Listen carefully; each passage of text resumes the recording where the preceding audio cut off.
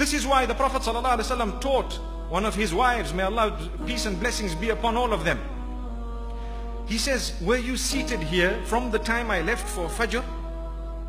And now that I've come back after the sun has risen, continuously praising Allah subhanahu wa ta'ala? She said, yes. He said, let me teach you 4 words. If you were to repeat them thrice, the reward of the repetition of those 4 words thrice will be far greater than anything that you've said in this entire time.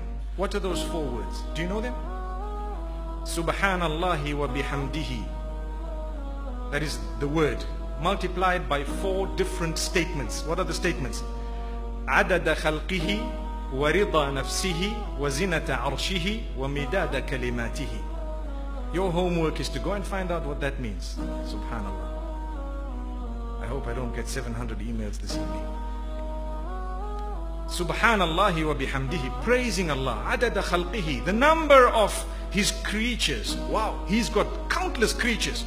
I multiply the praise of Allah that I'm declaring by the number of His creatures. Warida nafsihi, and multiplied until He is pleased with that multiplication, until He's happy. Subhanallah. Wazinata arshihi, and the weight of His throne. Wow, how that must be, He alone knows. Wamidada kalimatihi, and stretched as long as all His words or His signs. Amazing, amazing. How many of us have uttered those words even once? When the Prophet ﷺ says, you say those words just before sunrise, see what happens. You've praised Allah, you've praised your Maker. And then we need to learn something else. When we praise Allah, try and think of what you're saying. Don't just utter words that you don't know the meaning of, although they will have an effect, but the effect is not maximized unless and until you're concentrating and you know the meaning of these words. At least you understand roughly what you're saying. Subhanallah.